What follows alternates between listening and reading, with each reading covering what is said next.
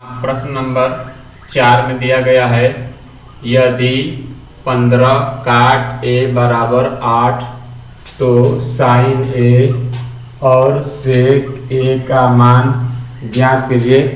देखिए इस प्रश्न में दिया गया है 15 काट ए इज इक्वल टू 8। तो हम आपको सबसे पहले ट्रिक बता चुके थे। यहाँ पर हम लिख लेंगे लाल बटा क का, इसके ऊपर लिख लेते हैं साइन कॉस टैन। इसी तरह से नीचे की तरफ हम लिख लेते हैं कोसेक सेक और काट। अब हम यहाँ पर देखेंगे कि काट ए बराबर कितना होगा, 8 15 अपान में आ जाएगा। अब हमारा काट ए का मान हो गया 8 बटा में 15। अब हम यहाँ पर देख रहे हैं कि काट ए बराबर आधार बटा लंब होगा। यहाँ पर हम एक संपूर्ण त्रिभुज बना लेंगे जिसमें ए बी सी मान लेंगे, बी को हम संपूर्ण मान लेंगे। यहाँ पर हमें कोण ए के अनुसार निकालना है, इसलिए हम यहाँ पर कोण ए मान लेंगे। इसके बाद काट ए बराबर आधार बटा में लंब होगा, तो हम आधार को 8 लिख लेंगे और लंब को 15 यहाँ पर दर्शा लेंगे। इसके बाद हमें कर्ण नहीं मालूम है, इसलिए पाइथागोरस प्रमेय से कर्ण को ज्ञात करेंगे। AC का square is equal to AB का स्क्वायर प्लस BC का स्क्वायर होता है।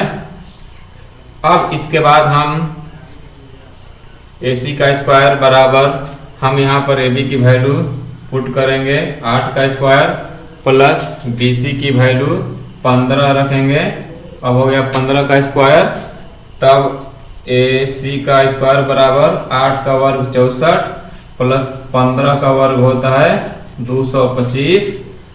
तब AC स्क्वायर बराबर हम जोड़ेंगे 5 4 9 6 2 8 और 2 अर्थात 289 हुआ। अब हम AC का मान निकालेंगे तो रूट ओवर हो जाएगा 289। लेफ्ट हैंड साइड का हम जब स्क्वायर हटाते हैं तो राइट हैंड साइड का वर्गमूल निकालते हैं। हम जानते हैं कि 289 का वर्गमूल 17 होता है, यहाँ पर 17 लिख लेंगे। अब हमें ज्ञात करना है साइन ए, तो सबसे पहले हम यहाँ पर साइन ए लिखेंगे। Sine A is equal to, अब यहाँ पर हमारा साइन ए बराबर लंब बटा कर्ण होगा, तो हम यहाँ पर पहले लंब लिखेंगे। लंब का नाम हम लिख देते हैं BC बटा कर्ण का नाम हम यहाँ पर लिख दे रहे हैं AC BC। लंब का मान 15 है, यहाँ पर 15 लिख लेंगे और AC कर्ण का मान यहाँ पर जो कि आपने निकाला है 17। इसके बाद हमें निकालना है सेक ए, तो यहाँ पर सेक ए ज्ञात करेंगे। तो हम यहाँ पर देख रहे हैं कि सेक ए बराबर कर्ण बटा में आधार होता है। तो यहाँ पर हम देखते हैं कि कर्ण AC है, तो यहाँ पर हम लिख लेंगे कर्ण को AC से, और अपान में हम लेंगे आधार को यहाँ से लिख लेंगे AB। यहाँ पर लिख लिया आधार को AB से दर्शाया गया है, यहाँ पर AB लिख लेंगे। इसके बाद हम इनके मानों को भरेंगे। AC कर्ण का मान हमारा 17 आया है, यहाँ से 17 हम रख लेंगे और AB का मान यहाँ पर आधार दिया गया है 8।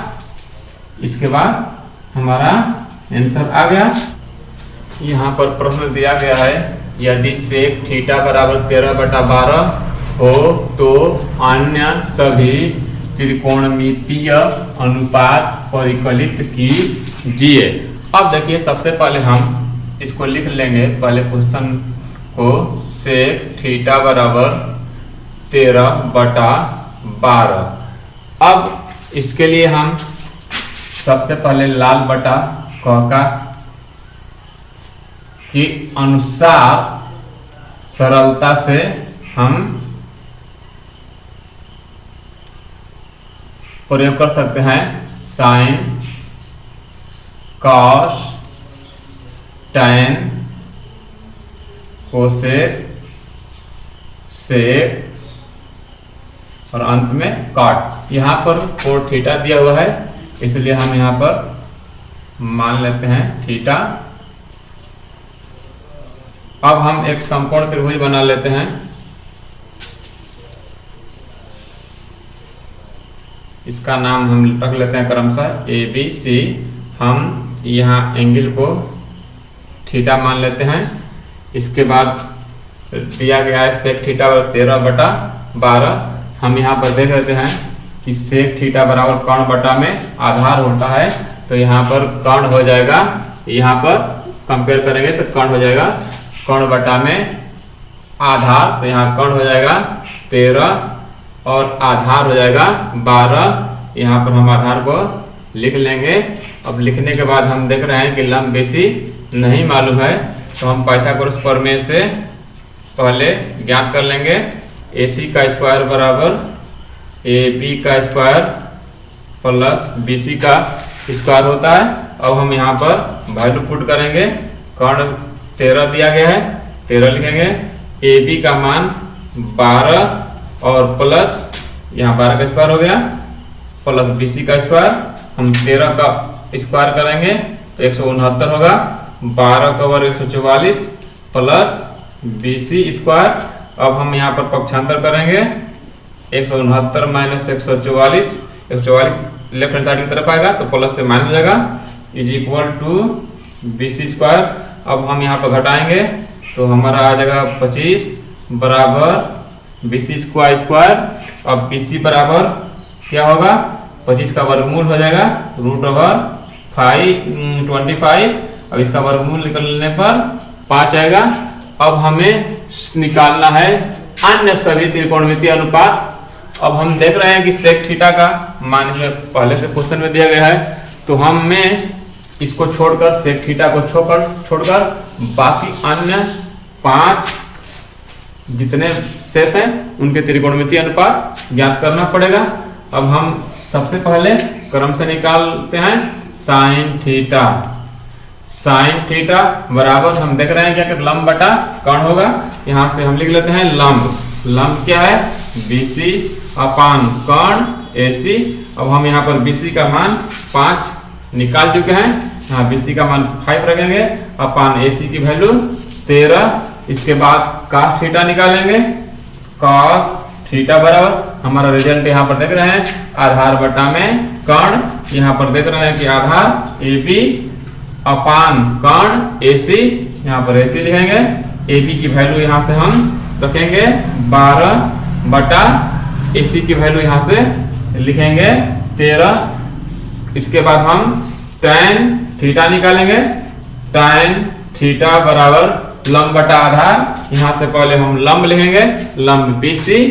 यहाँ पर लिखेंगे लंब को BC से और आधार को AB से।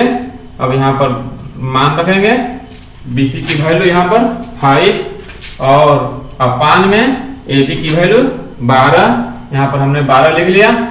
अब इसके बाद हम कोसेक थीटा ज्ञात करेंगे। कोसेक थीटा बराबर कर्ण बटा में लंब। यहाँ पर हम देख रहे हैं कि कर्ण AC, यहाँ पर AC लिख लिया अपान लंब BC। यहाँ पर हम BC लिख लेंगे, इसके मान ऊपर रहेंगे। AC के मान यहाँ पर हमें ज्ञात है 13, यहाँ पर 13 लिखा। इसके बाद अपान BC, BC की वैल्यू हमने देखा कि यहाँ पर 5 है, 5 लिख लिया। और इसके बाद हमें सेक थीटा का मान नहीं निकालना हो क्योंकि क्वेश्चन में दिया गया था, इसलिए अब हमें बच गया कॉट थीटा। कॉट थीटा का मान ज्ञात करेंगे। कॉट थीटा बराबर हम यहाँ पर देखते हैं कि आधार बटा लंब, यहाँ पर आधार AB, यहाँ पर AB लिख लिया अपान लंब। लंब यहाँ BC है, हम यहाँ पर BC लिख लेंगे। अब यहाँ पर वैल्यू पुट करेंगे। AB का मान यहाँ से हमारा 12 अपान BC की वैल्यू यहाँ पर हमें मालूम है 5। हमने यहाँ पर इस प्रश्न में दिए गए हैं यदि कोण A और कोण B न्यून कोण हो जहां cos A बराबर cos B, तो दिखाइए कि कोण A बराबर कोण B। आप यहाँ प्रश्न में देख रहे हैं कि दो कोण ए और बी न्यून कोण है, तो इसमें आपको तीसरा कोण सी समकोण होगा, इसलिए हम समकोण त्रिभुज बनाएंगे। हमें दो न्यून कोण मालूम है, कोण ए और कोण बी, तो हम यहाँ पर ए मानेंगे, यहाँ बी मानेंगे और यहाँ सी मानेंगे। क्योंकि ए बी न्यून कोण है तो सी समकोण होगा, क्योंकि त्रिकोणमितीय अनुपात हम जब भी निकालेंगे तो वो नियम समकोण त्रिभुज पर ही लागू होता है। तो हमें एक कोण अवश्य समकोण होना चाहिए। अब इस एंगल को हम मान लेते हैं ए, क्योंकि यहाँ कोण ए है, ये कोण बी है जो कि न्यून कोण है, तो इसको हम बी से दर्शा लेते हैं।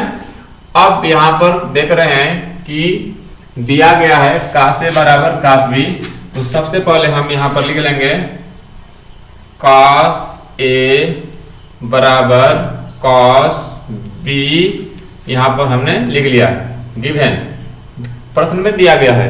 इसके बाद हम यहाँ से देखते हैं कि कास ए, यहाँ पर कोण ए है तो हम यहाँ पर आधार इसमें मानेंगे। यहाँ पर एंगल ए के अनुसार हमें आधार AC लेना होगा और BC लंब होगा, कर्ण ए भी रहेगी, क्योंकि 90 अंश के सामने की भुजा कर्ण होती है। इसलिए हम का से पहले निकालेंगे तो यहाँ पर हो जाएगा, आप जानते हैं ट्रिक, लाल बटे क का से यहाँ पर लिख लेते हैं साइन, यहाँ पर लिख लेते हैं कॉस। अब आपने देखा कि कॉस बराबर क्या हो जाएगा, आधार बटा कर्ण, तो यहाँ पर हम पहले लिखेंगे आधार AC अपान कर्ण AB, यहाँ पर हमने लिख लिया बराबर। अब यहाँ पर कोण B के अनुसार दिया गया है cos B, तो अब हम यहाँ पर कोण B जब लेंगे तो अब ये हो जाएगा आधार BC, आधार हो जाएगा BC। अब हम ठीक वैसे ही आधार बटा कर्ण, तो हम यहाँ पर आधार को लिखेंगे BC अपान कर्ण AB ही रहेगा। अब यहाँ पर हम देखते हैं कि AB से AB दोनों तरफ बराबर हैं, कैंसिल हो जाएंगे। कैंसिल होने के बाद हम यहाँ पर पाते हैं AC बराबर BC। अब यहाँ पर हम देखते हैं कि भुजा AC भुजा BC के बराबर है। जब भुजाएं बराबर हैं तो हम इनके सम्मुख कोण लेंगे। AC के सम्मुख कोण, यहाँ पर भुजा AC है, AC का सम्मुख कोण क्या है, B है, तो हम यहाँ पर कोण B लिख सकते हैं। और BC, हम यहाँ पर भुजा BC देख रहे हैं, तो BC का सम्मुख कोण जो है A है, तो यहाँ पर हम एंगल A लिखेंगे, या इसी को हम ऐसे भी लिख सकते हैं, angle A is equal to angle B। Proved. इस प्रश्न में दिया गया है यदि cot थीटा बराबर 7/8, तो पहला भाग है ब्रैकेट में 1 प्लस साइन थीटा, दूसरे कोष्टक में 1 माइनस साइन थीटा अपान कोष्टक में 1 प्लस cos थीटा, दूसरे कोष्टक में 1 माइनस cos थीटा, और दूसरा सेकेंड पार्ट दिया गया है cot स्क्वायर थीटा का मान निकालिए। तो देखिए सबसे पहले हम एक समकोण त्रिभुज बनाएंगे जिसमें एक कोण समकोण होगा। इसके बाद हम इसका प्रयोग करेंगे, प्रयोग करने के बाद हम साइन थीटा निकालेंगे, उसके बाद cos थीटा निकालेंगे और cos थीटा का भी वैल्यू निकाल लेंगे। उसके बाद हम साइन थीटा और cos थीटा की वैल्यू इसमें पुट करके हल करेंगे। इसी तरह से cos थीटा का वैल्यू इसमें हम रखेंगे, अर्थात वर्ग हो जाएगा।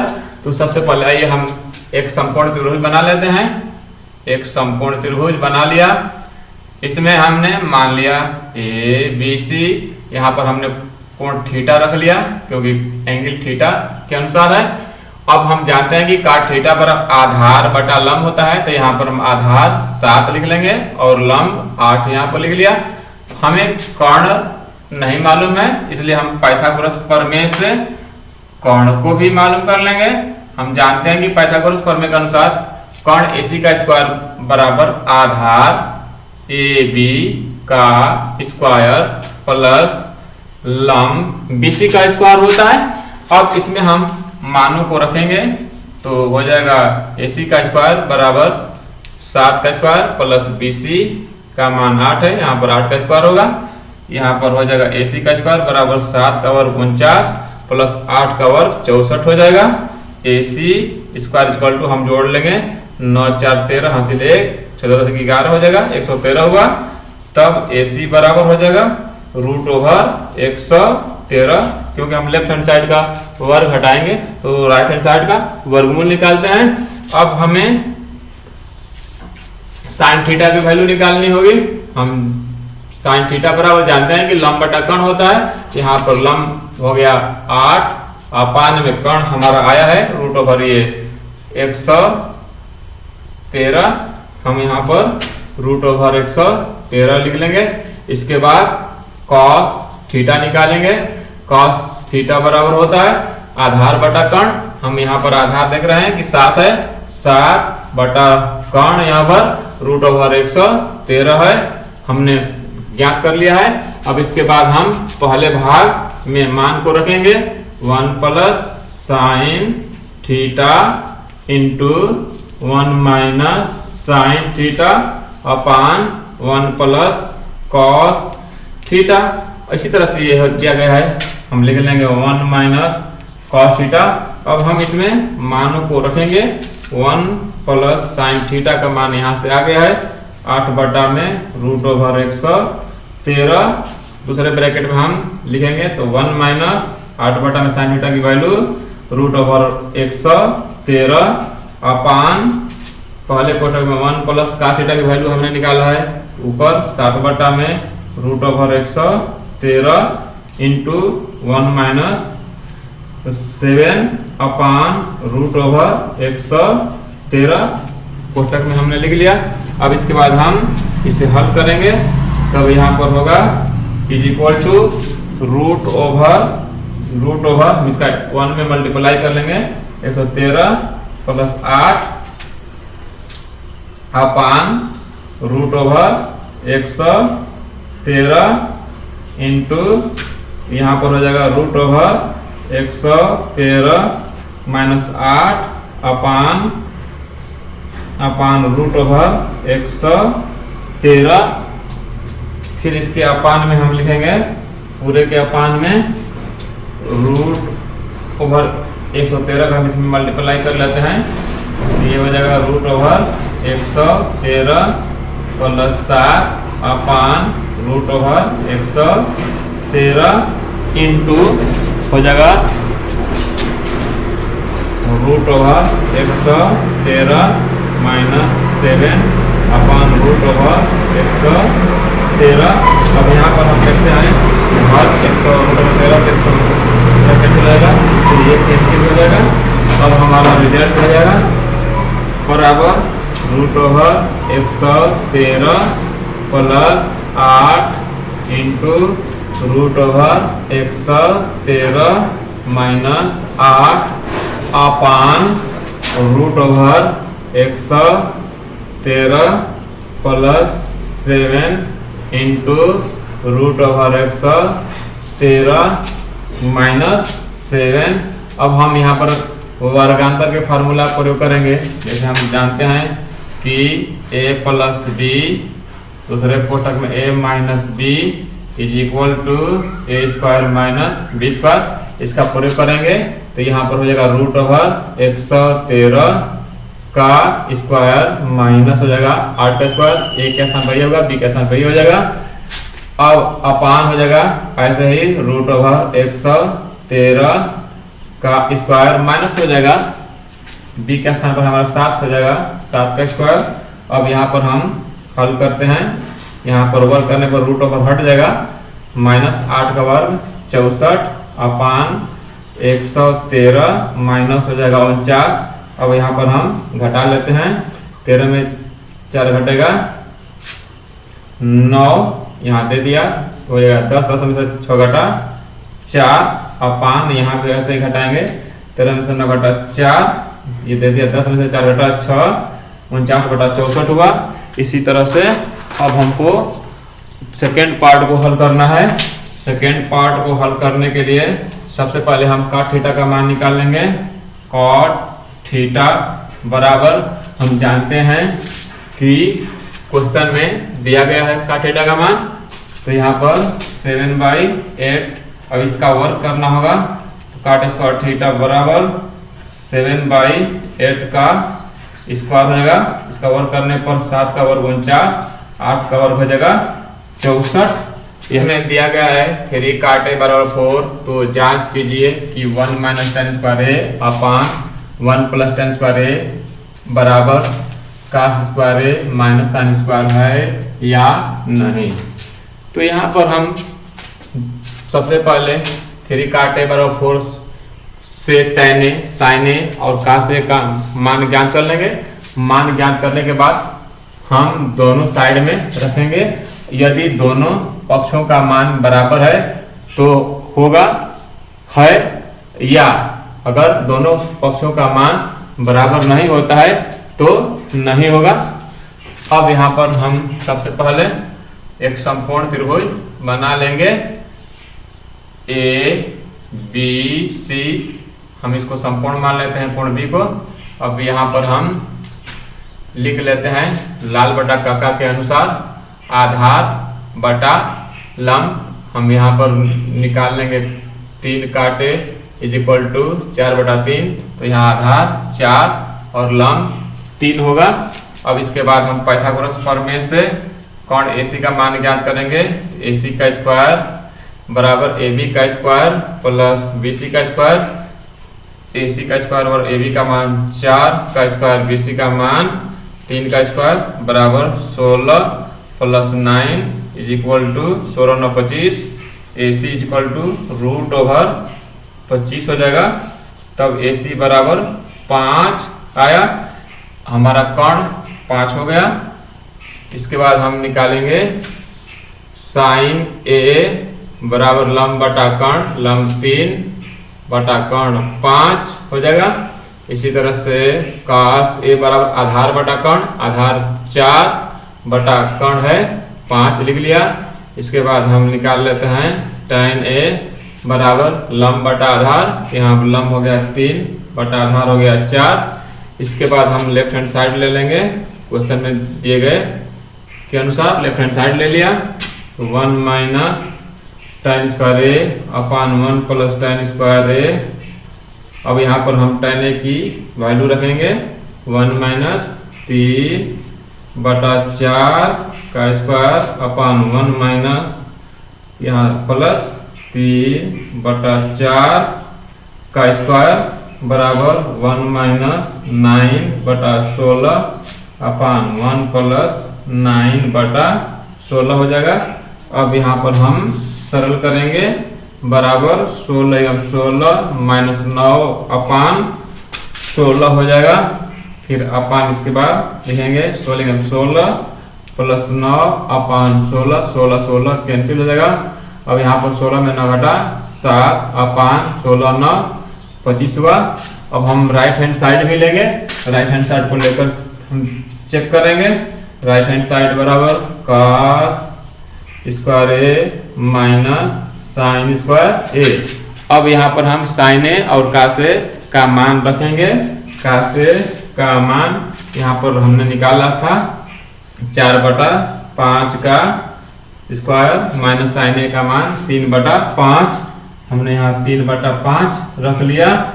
इसके बाद वर्क करने पर 16/25 माइनस 9/25 बराबर 16 में से 9 घट जाएगा क्योंकि हर बराबर है तो हम घटा सकते हैं अंश में अंश को।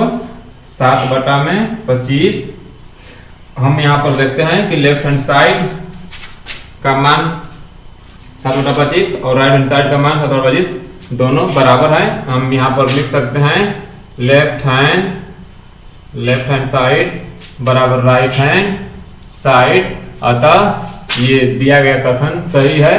अतः यहाँ पर हमारा है वाला ऑप्शन सही है।